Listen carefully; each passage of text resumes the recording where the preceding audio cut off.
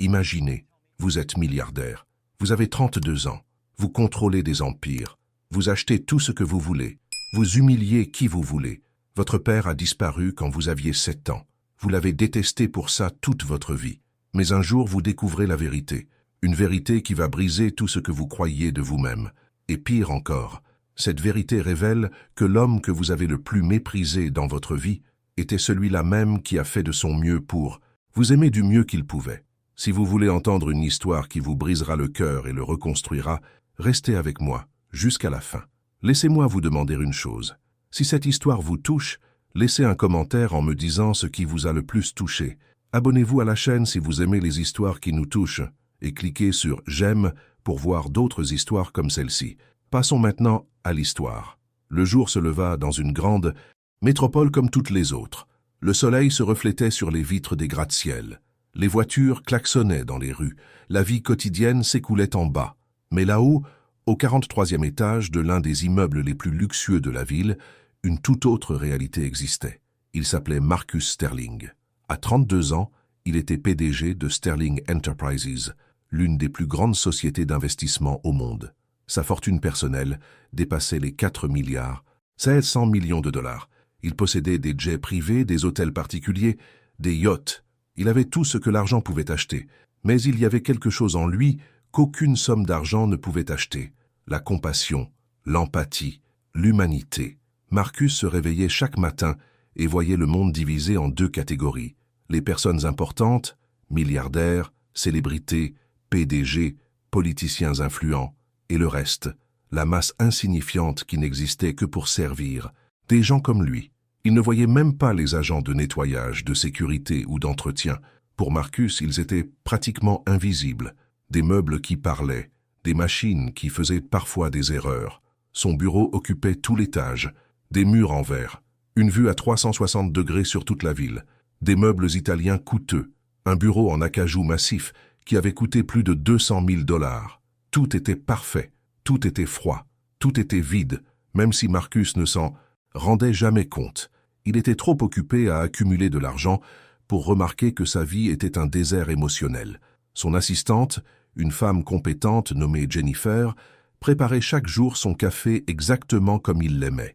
Un americano, 2 tasses de lait, 0 sucre, à exactement 67 degrés Celsius. S'il était d'un degré supérieur ou inférieur, il se plaignait. C'était Marcus Sterling, un homme qui contrôlait tout autour de lui avec une précision militaire. Un homme, avec un besoin obsessionnel de perfection, car au fond, sa vie était un chaos de vide émotionnel qu'il tentait de combler par l'ordre et le contrôle. Chaque jour était pareil. Marcus se réveillait dans son luxueux penthouse. Il passait 40 minutes dans sa salle de sport privée. Il buvait un café préparé par Jennifer. Il lisait ses emails pendant qu'elle lui listait les dernières offres. Puis il passait la journée à faire ce qu'il faisait le mieux. Gagner plus d'argent en éliminant des concurrents plus faibles. Il n'y avait aucune éthique là-dedans, aucune compassion. Il n'y avait qu'une soif effrénée d'en avoir toujours plus. Toujours plus. À cette époque, sa vie était entrée dans un nouveau cycle d'obsession. Il travaillait sur un contrat majeur de près de 800 millions de dollars. C'était la négociation la plus complexe de sa carrière. Des réunions avec des conseillers, des conférences avec des avocats, des disputes et des négociations qui duraient jusqu'à 3 heures du matin. Marcus adorait ça. C'était sa dépendance. Ce n'était ni la drogue ni l'alcool. C'était le pouvoir. C'était la domination. C'était être au-dessus de tout le monde. Durant cette période intense, l'immeuble où son entreprise opérait a engagé une nouvelle entreprise de nettoyage. L'entreprise précédente avait perdu le contrat parce que Marcus, dans un accès de colère, avait humilié publiquement le responsable des opérations à cause d'une tache dans son bureau. Oui, une tache. Une petite tache laissée sur la vitre.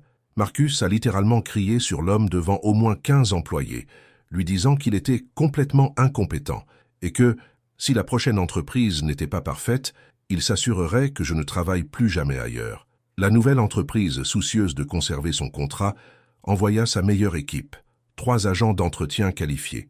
2 d'entre eux étaient jeunes et efficaces. Le 3e était un homme d'un certain âge, peut-être d'une 60aine d'années, au corps usé, celui d'un homme ayant travaillé toute sa vie à des postes physiquement exigeants. Il s'appelait Richard. Il avait les cheveux gris, un visage fatigué mais toujours beau, et ses yeux qui portèrent des histoires que personne ne voulait entendre. Il portait un uniforme de nettoyage usé, un badge l'identifiant comme Richard, agent d'entretien, et une paire de gants qui avaient connu des jours meilleurs. Richard était nouveau dans l'entreprise. Il avait commencé 3 semaines plus tôt, après 2 ans de chômage. Lorsqu'il a finalement décroché le poste, il a pleuré. Ce n'était pas un travail glorieux, c'était du ménage, le genre de travail que la plupart des gens considèrent comme le pire. Mais pour Richard, c'était une seconde chance, l'occasion de reconstruire une vie complètement détruite. Le premier jour de nettoyage de Richard fut presque parfait. Il travailla avec un dévouement obsessionnel. Chaque fenêtre brillait, chaque étage se reflétait comme un miroir. Chaque poubelle était vide. Lui et ses 2 compagnons firent un travail impeccable. Ils passèrent des heures à nettoyer minutieusement le 43e étage, celui de Marcus Sterling, car ils savaient qu'il s'agissait du client le plus exigeant et le plus dangereux de l'entreprise. Quand Marcus arriva le lendemain matin, il fit le tour de son bureau et trouva une raison de se plaindre. Non pas qu'il y ait eu quoi que ce soit d'anormal. En fait, tout était impeccable. Mais le petit déjeuner que Jennifer avait laissé sur son bureau était 3 minutes plus froid que d'habitude. Marcus, dans sa rage obsessionnelle, imputa la faute au ménage.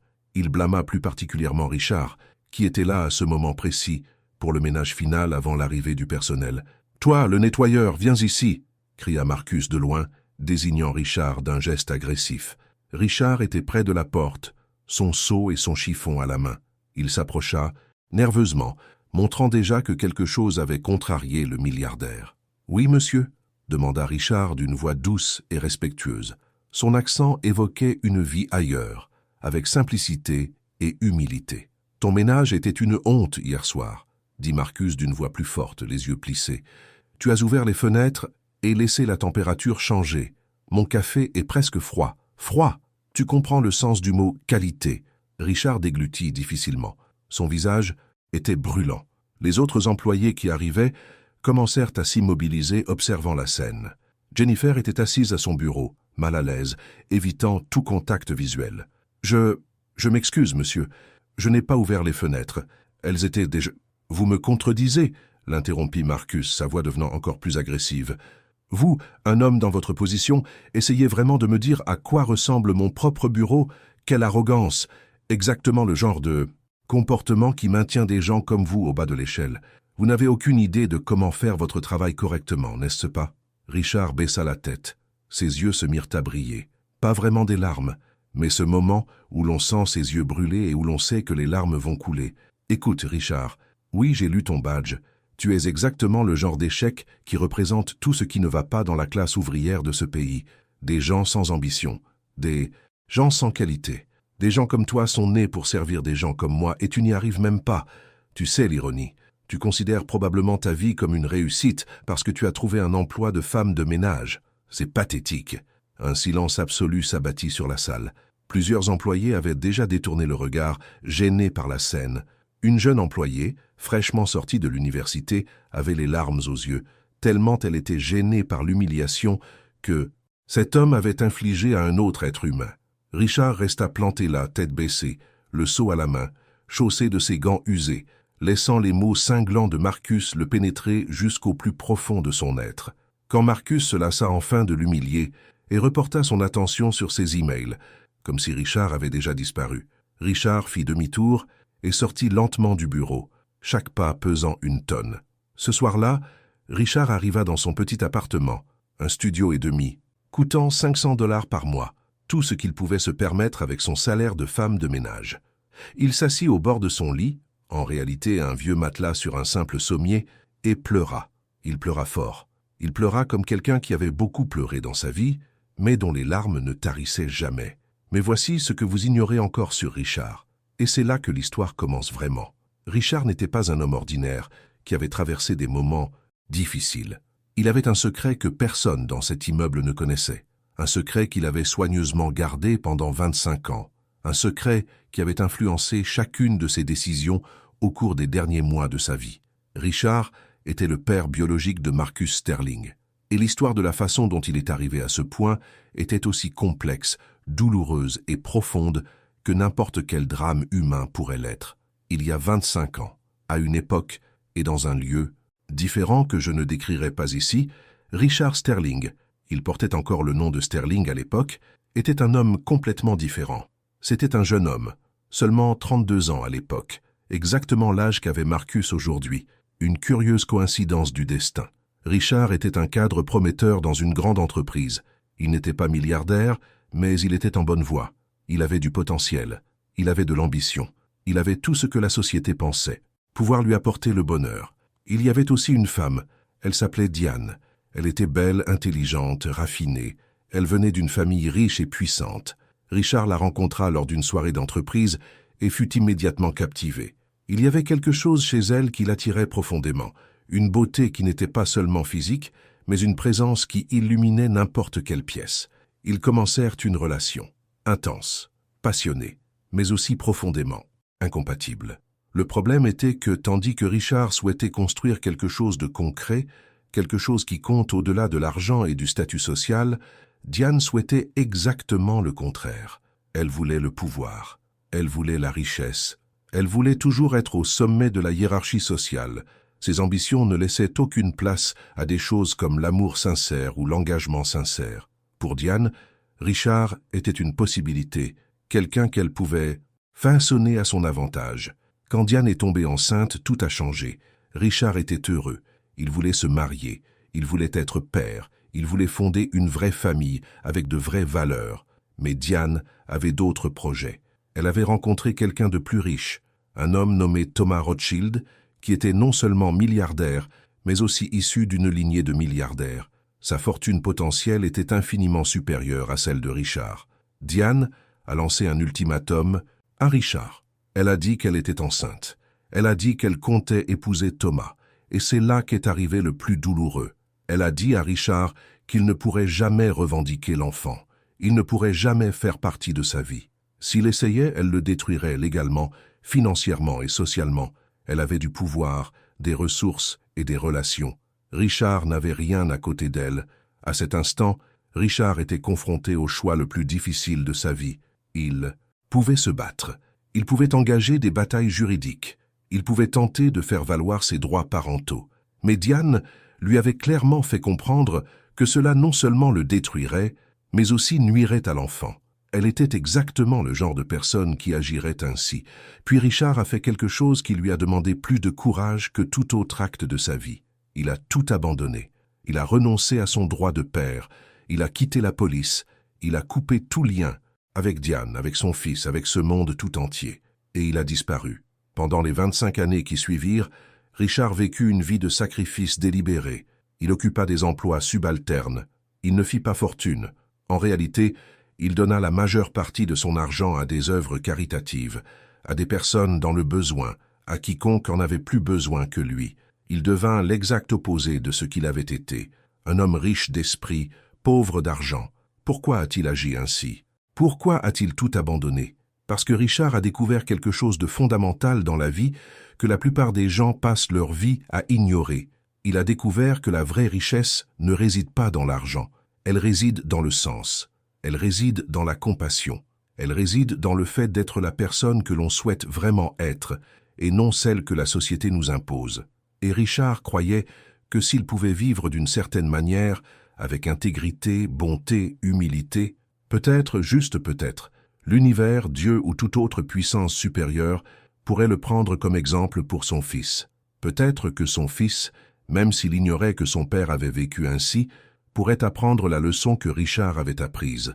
La taille d'un compte en banque est inversement proportionnelle à la taille d'un cœur. Mais il y avait un détail supplémentaire. Richard, avant de disparaître complètement, avait fait une chose. Il avait engagé un détective privé pour se tenir au courant des allées et venues de son fils, juste pour s'assurer qu'il était sain et sauf, juste pour s'assurer que Diane n'avait fait aucun mal à l'enfant. Et à la naissance de Marcus, Richard instaura un schéma qui allait se poursuivre pendant les 25 années suivantes. À chaque anniversaire de Marcus, Richard envoyait un cadeau anonyme. À chaque événement important de Marcus, Richard était là, sous une forme ou une autre, invisible, inconnu, mais présent. Et pendant toutes ces années, Richard ne retrouva jamais sa fortune, jamais son ancien monde. Il vit Marcus grandir, devenir exactement la personne que Richard craignait, dur, sans cœur, obsédé par le pouvoir. Et cette conscience était une souffrance que Richard portait chaque jour de sa vie. Quand Marcus eut 7 ans, Richard finit par accepter qu'il ne pouvait plus rien faire, que sa présence, même invisible, ne changeait rien, que son fils avait été complètement captivé par le monde de richesse, de pouvoir et d'absence de compassion que Diane avait créé autour de lui. Alors Richard se retira complètement. Il mit fin aux enquêtes. Il coupa court aux cadeaux anonymes. Il accepta que son fils était perdu pour lui. Pendant les 25 années qui suivirent, Richard pria simplement. Il pria pour qu'un jour, d'une manière ou d'une autre, son fils apprenne la même leçon que lui, qu'il comprenne qu'une vie fondée uniquement sur la richesse et le pouvoir était une vie bâtie sur le sable, qu'il découvre la compassion avant d'être complètement consumé par le vide émotionnel que l'avidité engendre inévitablement.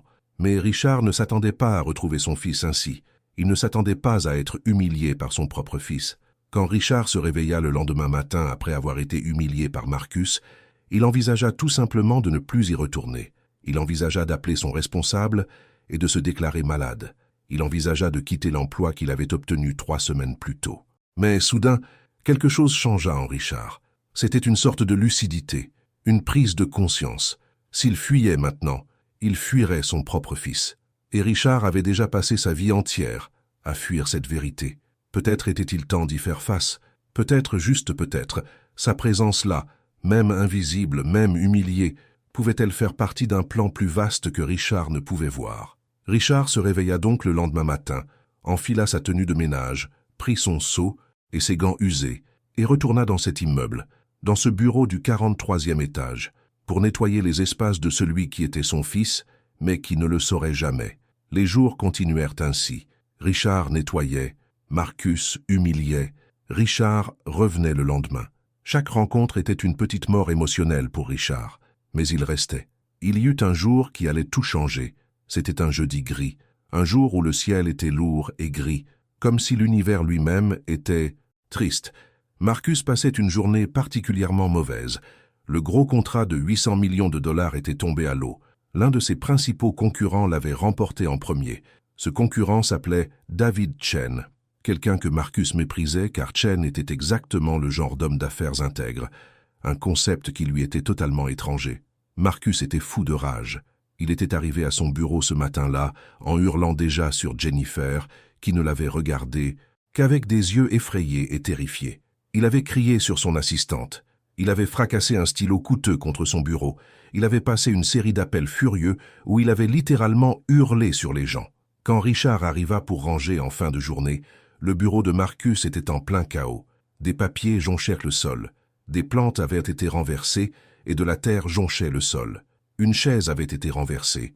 On aurait dit une zone de guerre. Richard commença à tout nettoyer calmement, soigneusement, ramassant chaque papier, balayant chaque grain de poussière, respectant l'espace.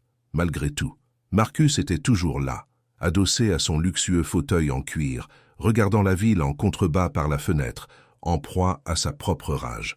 Il voyait Richard travailler, et pour une raison inconnue, peut-être parce que la journée avait été particulièrement épouvantable, peut-être parce que Marcus était dans un état de folie extrême, il décida de faire de Richard son bouc émissaire. « Tu sais quel est ton problème ?» cria Marcus, sorti de nulle part. Richard était loin, triant la terre tombée dans un petit seau. Il regarda Marcus, perplexe. « Vous m'avez demandé, monsieur ?»« Bien sûr que je te l'ai demandé. Tu es la seule autre personne ici. Ton problème, le problème des gens comme toi, en fait, c'est que tu n'as aucune vision, tu n'as aucune ambition, tu n'as pas ce qu'il faut pour atteindre le sommet. Et tu sais pourquoi ?» Richard resta silencieux, tenant son seau. « Parce que vous êtes né pour servir. Vous êtes fait pour échouer.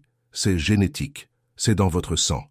Les gens comme vous n'arrivent jamais à rien dans la vie, tout simplement parce que vous n'avez pas ce qu'il faut ici. » Marcus désigna sa tête. « Ou ici. » Il désigna sa poitrine. « Pour faire la différence. Vous êtes des remplaçants. Vous êtes des chiffres sur un tableur. Vous êtes... » Richard interrompit Marcus, et il le fit d'une manière qui ne lui ressemblait pas du tout. Richard, qui avait passé 25 ans à être humilié, ignoré et invisible, posa simplement son seau et regarda Marcus droit dans les yeux. « Tu as fini ?» demanda Richard d'une voix étrangement calme. Marcus était stupéfait. Il n'avait jamais été interrompu comme ça, surtout pas par un concierge. « Tu as quelque chose à dire, Richard ?» demanda Marcus d'une voix grave et dangereuse. « Parce que si tu as quelque chose à dire, tu peux préparer ton CV maintenant, parce que tu es viré. » Richard s'approcha. Ses mains tremblèrent légèrement, mais sa voix restait calme. « Laisse-moi te dire quelque chose, Marcus, et tu pourras me virer plus tard si tu veux. Mais tu entendras ceci. Comment oses-tu prononcer mon nom, imbécile? Tu ne devrais même pas connaître mon nom. Pour toi, je suis Monsieur Sterling. »« Non, » dit Richard, et une profonde douleur résonnait dans sa voix. « Pour moi, tu es Marcus. Tu es juste Marcus, un milliardaire désespérément pauvre. » Il y eut un silence qui dura une éternité. Le bureau parut soudain tout petit. Les murs semblèrent se refermer. Marcus pâlit. Personne ne lui avait jamais parlé ainsi.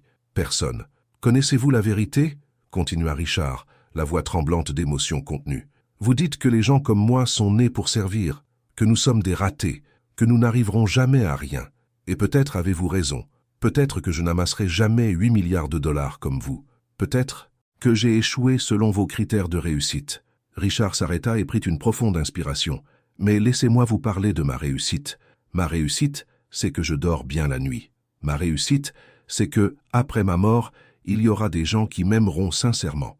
Ma réussite, c'est que je me regarde dans le miroir sans mépriser la personne que je vois. Ma réussite, c'est que je n'ai jamais besoin de rabaisser quelqu'un pour me sentir puissant. Ma réussite, c'est que mon cœur est toujours ouvert à la compassion, même pour des hommes comme vous qui ne la méritent pas. » Marcus était figé. Il y avait quelque chose dans la voix de Richard qui avait pénétré au plus profond de lui-même. Un endroit que Marcus avait enfoui depuis longtemps. « Tu es encore jeune, » dit Richard d'une voix plus chaleureuse, presque comme s'il se parlait à lui-même. « Tu as le temps. Tu peux encore être différent. Tu peux encore apprendre que l'argent n'est pas le but, que le pouvoir n'est pas le but, que rabaisser les autres, surtout ceux qui n'ont rien fait pour toi, ne fait pas de toi quelqu'un de grand. Cela te rend petit, très, très petit. » Et puis Richard retourna simplement à son travail. Il prit son seau, il continua à nettoyer, et il ignora complètement la présence de Marcus. Pendant les minutes qui suivirent, Marcus resta immobile. Il resta assis sur sa chaise, abasourdi. Et pour la première fois de sa vie d'adulte, il se sentit vraiment petit. Cette confrontation aurait dû aboutir à un licenciement immédiat. Marcus était connu pour licencier des gens pour bien moins que ça. Mais pour une raison inconnue, Marcus n'a pas renvoyé Richard. Peut-être parce qu'au fond de lui, Marcus savait que Richard avait raison, et cette certitude lui était insupportable. Alors, au lieu d'y faire face, Marcus a simplement évité Richard. Les jours suivants, quand Richard venait faire le ménage, Marcus partait tôt. Quand Richard était au bureau, Marcus essayait de rester en réunion. Marcus ne voulait pas être près de lui. Il ne voulait pas voir ce visage qui avait dit des choses vraies que Marcus avait passé sa vie à éviter. Mais éviter Richard n'était pas aussi simple que Marcus l'aurait souhaité, parce que Marcus commençait à remarquer des choses, des petites choses, des grandes choses. Il remarqua que, même si Richard était concierge, payé pour nettoyer un bureau, il en faisait bien plus que ce que son travail exigeait. Richard ne se contentait pas de nettoyer. Il lui arrivait parfois de faire de petits gestes attentionnés. Un jour, Marcus avait laissé sa montre en or extrêmement chère sur son bureau, un cadeau qu'il s'était offert, une Rolex de 130 000 $. Richard aurait pu la prendre. Marcus savait qu'il le ferait. N'importe qui dans sa situation l'aurait fait. Mais Richard ne l'a pas fait. Il l'a même mise en lieu sûr et l'a nettoyée soigneusement. Une autre fois, Marcus avait laissé un manteau très coûteux accroché à sa chaise. Un manteau en laine italienne de 15 000 $. Richard l'avait soigneusement accroché à un porte-manteau et l'avait nettoyé, avec soin. Un traitement délicat envers les affaires de Marcus. Et puis il y avait ces petites conversations que Marcus n'avouait jamais avoir entendues. Un jour, alors qu'il était à son bureau tard le soir, Richard arriva à l'improviste pour faire un peu de ménage supplémentaire. Car oui, Richard proposait même de faire du ménage supplémentaire le week-end. Marcus entendit Richard parler à quelqu'un au téléphone. Sa voix était chaleureuse, pleine d'affection. Marcus, malgré lui, écouta. Richard parlait à un garçon d'environ 8 ou 9 ans. Il lui lisait une histoire, probablement son petit-fils ou le fils d'un ami. Sa façon de lire, la tendresse dans sa voix, l'attention sincère qu'il exprimait, tout cela était profondément humanisant. Voilà un homme que Marcus avait traité comme s'il n'était rien d'autre qu'un objet inanimé. Et cet homme était capable d'une telle tendresse et d'un tel amour. Après cela, quelque chose commença à se briser en Marcus. pas de façon spectaculaire, pas d'une manière qui le transforma du jour au lendemain, mais des fissures apparurent dans la façade qu'il avait construite, de minuscules fissures par lesquelles la lumière commençait à filtrer. Puis, un jour, environ 2 semaines après la première confrontation, Marcus était à son cabinet lorsqu'il reçut un appel de son médecin traitant. Cet appel annonçait que ses examens de routine avaient révélé quelque chose d'inquiétant. Son taux de cholestérol était anormalement élevé, sa tension artérielle était critique, ses marqueurs de stress étaient terrifiants. Son médecin l'avait averti que s'il ne changeait pas radicalement et rapidement son mode de vie, il risquait une crise cardiaque dans les mois ou les années à venir. À 32 ans, son propre cœur refusait de continuer à fonctionner sous le poids du vide qu'il portait. Marcus raccrocha lentement et s'assit. Il s'installa dans son fauteuil de luxe, dans son bureau à $1 milliard, et se retrouva confronté à une vérité qu'il avait évitée toute sa vie. Il était en train de mourir. Pas immédiatement, mais il était en train de mourir. Son corps rejetait littéralement son existence même. Cette nuit-là, Marcus n'est pas rentré chez lui. Il est resté à son bureau. Et il a pleuré. Il a vraiment pleuré. Pour la première fois depuis son enfance. Pour la première fois. Depuis la disparition de son père, en fait. Il a pleuré. Et tandis qu'il pleurait, une étrange présence se fit entendre dans le bureau. Richard était arrivé pour son ménage habituel. Il vit Marcus pleurer, et au lieu de le laisser faire, comme n'importe qui dans sa situation l'aurait probablement fait, Richard resta simplement là, silencieux, offrant une présence apaisante. « Tu veux en parler ?» demanda gentiment Richard au bout de quelques minutes. Ce n'était pas indiscret, c'était juste une proposition aimable. Et c'est là qu'un événement remarquable se produisit. Marcus, cet homme qui avait passé toute sa vie adulte à réprimer ses émotions, qui avait été dressé à ne jamais montrer de faiblesse, qui avait construit toute son identité autour de l'idée d'invulnérabilité et de pouvoir, commença tout simplement à parler, à un concierge, à un homme qui l'avait humilié des semaines auparavant. Marcus commença à se confier. Il a parlé de l'appel du médecin. Il a parlé du fait qu'il avait tout et rien à la fois. Il a parlé de sa mère qu'il avait élevée seule, sans jamais lui dire la vérité sur l'identité de son père biologique. Il a parlé de son beau-père, froid et autoritaire. Il a parlé de la façon dont il avait bâti son empire pour prouver quelque chose, pour prouver qu'il était assez bon, assez puissant, assez important. Et surtout, il parlait de son père, de l'homme disparu quand il avait 7 ans, de la haine qu'il éprouvait pour son père qu'il avait abandonné, de la façon dont, pendant 25 ans, il avait construit sa vie entière autour de l'idée d'être l'opposé de son père, réussir, être puissant, être quelqu'un qui n'aurait besoin de personne. Richard écoutait, simplement, avec une compassion sincère, avec un regard familier, d'une manière que Marcus ne pouvait expliquer. Quand Marcus eut enfin terminé, Richard fit quelque chose qu'il n'avait jamais prévu. Richard posa sa main sur l'épaule de Marcus, une main qui sentait bon le propre, une main calleuse à force de travailler dur, une main incroyablement douce. Vous savez, commença Richard d'une voix basse et pleine de sagesse, parfois les parents partent pour des raisons que leurs enfants ne comprennent pas. Parfois, ils partent parce qu'ils aiment trop, et non pas parce qu'ils aiment trop peu. Parfois, un parent fait le sacrifice ultime, être loin de son enfant, parce qu'il croit que c'est ce dont il a besoin. Marcus regarda Richard, perplexe. « Comment le sais-tu » Richard sourit tristement. « Parce que j'ai mon propre fils que je n'ai pas vu depuis longtemps. Et il y a des jours où je me demande s'il me déteste aussi, s'il pense que je l'ai abandonné, s'il pense que je ne l'ai pas assez aimé pour rester. » Il y avait un écho dans la voix de Richard qui figea Marcus. Il y avait quelque chose à cet instant qui les dépassait tous les deux. Les semaines qui suivirent furent marquées par une transformation lente mais indéniable chez Marcus Sterling. Il commença à parler régulièrement à Richard. Il s'enquit de sa vie.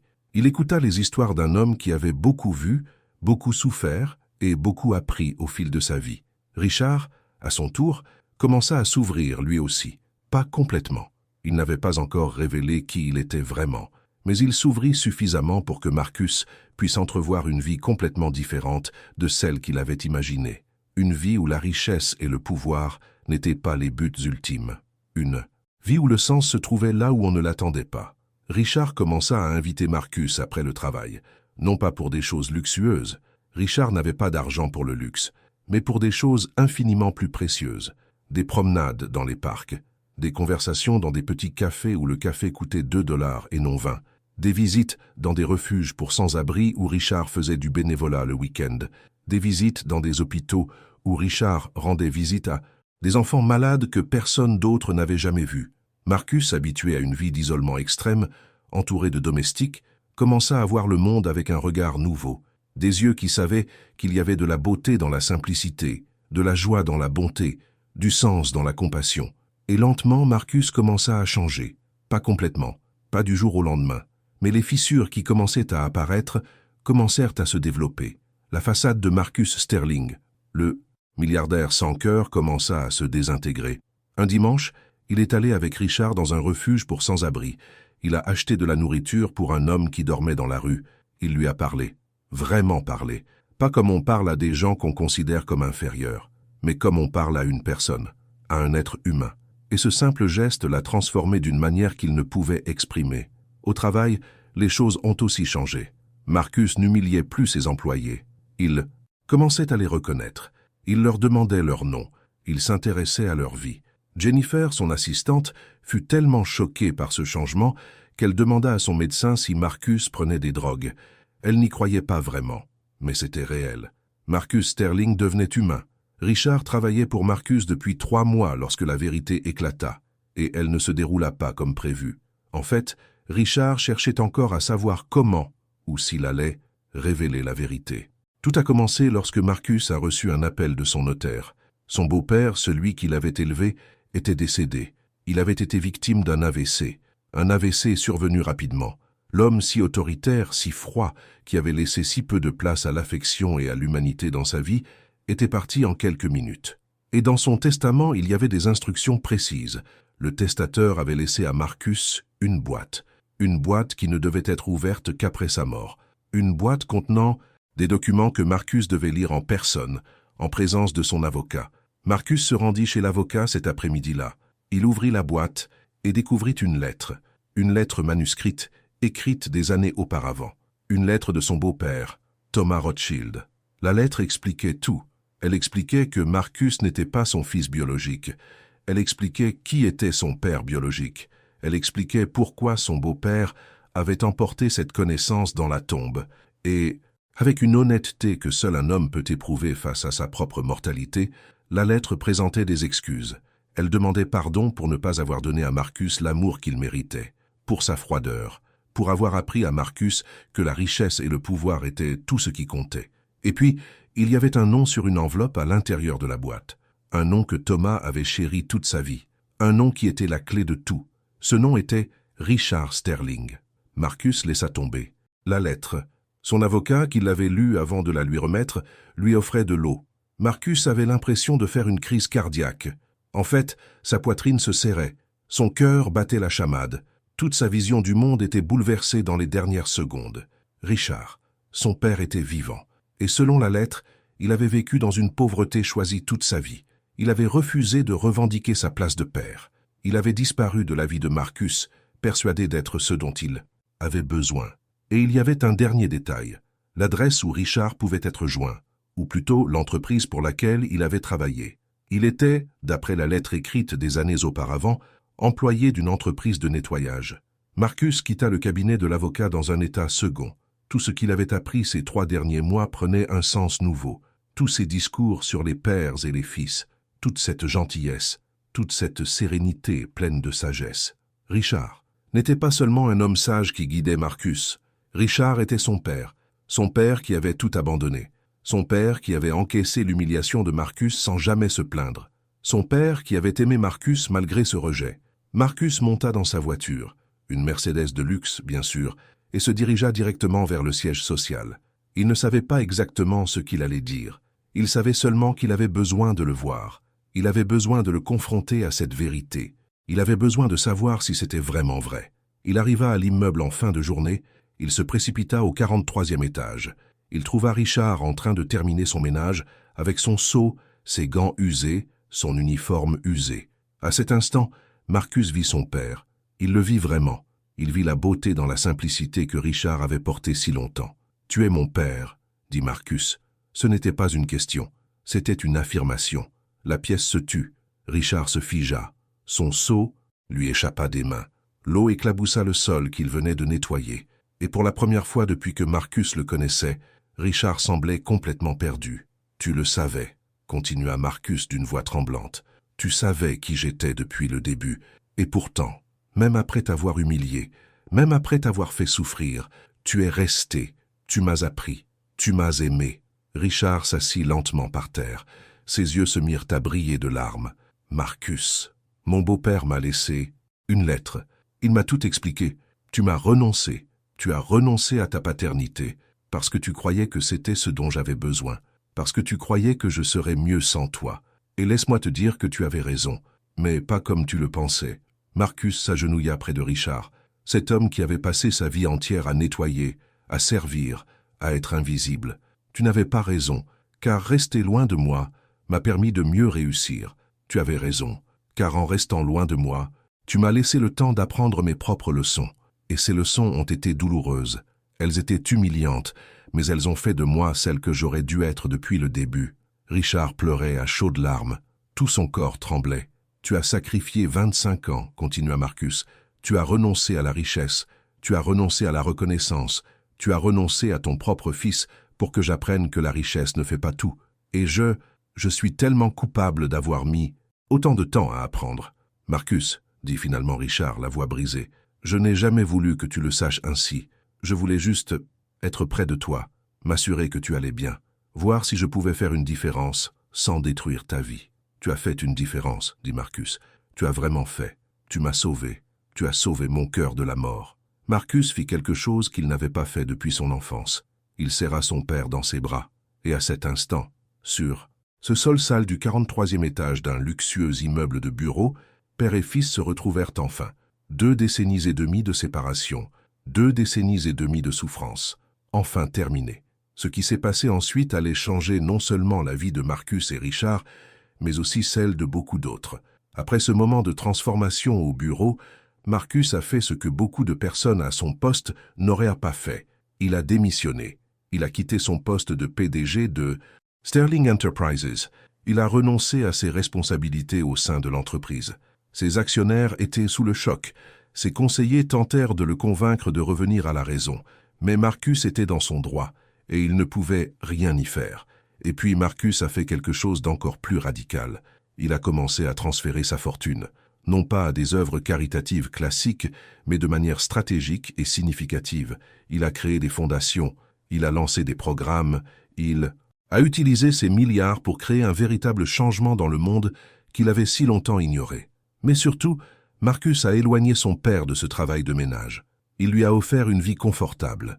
Il lui a proposé un poste dans l'une des fondations qu'il avait créées, non pas comme cadre, mais comme mentor, quelqu'un capable d'enseigner aux autres ce qu'il avait appris sur la véritable signification de la richesse. Richard, de son côté, pouvait enfin respirer. Il pouvait enfin se reposer. Il pouvait enfin être le père de son fils adulte qu'il rêvait de devenir depuis 25 ans. Et l'impact fut encore plus profond. L'histoire de Marcus et Richard, une fois enfin partagée publiquement, a changé la perception que la société avait de la richesse, du pouvoir et de la compassion. Elle a touché les gens, elle les a inspirés, elle les a transformés. Il y avait un antagoniste important dans cette histoire que je n'ai pas encore suffisamment mentionné. David Chen, le concurrent qui avait remporté ce contrat de 800 millions de dollars que Marcus avait perdu cette semaine fatidique. David avait gagné parce que, contrairement à Marcus, il avait agi avec intégrité. Il avait gagné parce qu'il était une meilleure personne. Et quand David entendit l'histoire de Marcus et Richard, au lieu de se réjouir de la chute de Marcus, il fut profondément touché. David a contacté Marcus. Lors de leur rencontre, David lui a proposé un partenariat. Pas un partenariat commercial traditionnel, mais un partenariat axé sur les objectifs. Ensemble, Marcus et David ont créé une organisation qui allait révolutionner la conduite des affaires. Une organisation qui placerait l'intégrité au cœur de ses préoccupations. Une organisation qui montrerait au monde qu'il n'est pas nécessaire d'être impitoyable pour réussir. Marcus n'a pas seulement survécu à sa chute, il a atteint un niveau bien plus élevé. Il a atteint une certaine importance. Il y avait une scène qui se déroulait 2 ans après que Marcus avait découvert que Richard était son père. Une scène qui résumait tout ce qu'ils avaient traversé. Marcus et Richard étaient présents à un événement caritatif qu'ils avaient organisé ensemble. Un gala destiné à récolter des fonds pour les enfants des quartiers défavorisés, ceux-là même où Richard avait été bénévole pendant toutes ces années d'isolement. Cette nuit-là, plus de 3 millions de dollars ont été récoltés. Mais l'argent n'était pas le but, mais le sens. Pendant la nuit, Marcus a fait taire la salle. Il a demandé à tout le monde d'arrêter de manger, de boire et de parler. Il avait quelque chose d'important à dire. Il y a 2 ans, commença Marcus, sa voix résonnant dans la pièce. J'étais un homme différent. J'étais un homme qui avait bâti une fortune sur des ruines. J'étais un homme qui avait oublié comment être humain. J'étais un homme qui avait humilié les autres pour se sentir puissant. Et il y a 2 ans, j'ai rencontré un homme qui a tout changé. Il regarda Richard qui était assis au premier rang, les larmes coulant sur son visage. Cet homme s'appelait Richard. Il était concierge. Je l'ai humilié. Je l'ai humilié d'une manière qui me fait encore honte quand j'y repense. Mais cet homme ne m'a jamais répondu par la colère. Il ne m'a jamais répondu par des représailles. Au contraire, il m'a répondu par la gentillesse, par la patience, avec une sagesse que seule une personne ayant beaucoup souffert peut posséder. La pièce était complètement silencieuse. Personne ne mangeait, personne ne bougeait. Et puis j'ai découvert un secret. Richard était mon père biologique. Un homme qui avait tout abandonné, la richesse, la reconnaissance, même sa paternité, parce qu'il croyait que c'était ce dont j'avais besoin pour apprendre les vraies leçons de la vie. Il y avait maintenant des sanglots dans la pièce. Des femmes pleuraient, des hommes s'essuyaient les yeux, mais laissez-moi vous révéler le véritable secret. Le véritable secret, c'est que Richard n'a pas été humilié parce qu'il était concierge. C'est moi qui ai été humilié parce qu'il était milliardaire, car Richard était riche dans tout ce qui comptait, tandis que j'étais pauvre dans tout ce qui comptait. Marcus marqua une pause dramatique. Aujourd'hui, je suis ici pour annoncer que je transfère la majeure partie de ma fortune à des entreprises que Richard et moi avons développées ensemble. Je suis ici pour dire que Richard Sterling n'est pas un concierge. Richard Sterling est la personne la plus sage que j'ai jamais connue. Et si cela implique de retourner à la pauvreté pour être près de lui, alors je renoncerai volontiers à ma richesse. Et puis vint le moment le plus fort. Marcus descendit de scène et se dirigea vers son père. Et devant des centaines de personnes, Marcus s'agenouilla devant Richard. Non pas par soumission à celui qui avait gagné sa fortune au prix d'un dur labeur, mais par respect, par amour, par honneur. Et Richard, qui avait passé toute sa vie invisible, humilié, qui avait tout sacrifié, était enfin vu. Il était enfin honoré. Il était enfin aimé. Ce soir-là, de retour chez eux, Marcus et Richard étaient assis ensemble dans un petit appartement que Marcus avait loué, pas dans le penthouse, mais dans un endroit simple et ordinaire. Le genre d'endroit où vivent les vraies personnes. Et Richard demanda à Marcus quelque chose qu'il portait en lui depuis longtemps. « Me pardonnes-tu d'avoir été absent pendant toutes ces années ?» Et Marcus répondit avec une vérité simple qui résumait tout ce qu'ils avaient traversé. « Il n'y a rien à pardonner, papa, parce que maintenant, je comprends que tu n'étais jamais vraiment parti. Tu étais toujours là, chaque fois que j'ai fait le bon choix, chaque fois que j'ai choisi la gentillesse plutôt que la cruauté. Tu étais toujours là, me guidant.